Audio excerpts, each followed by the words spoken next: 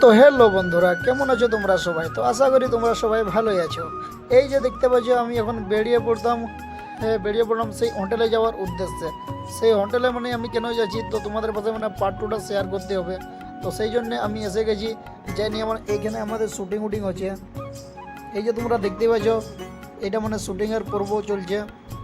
তো আশা করি ভিডিওটা দেখে নিয়ে তোমাদের ভালো লাগবে।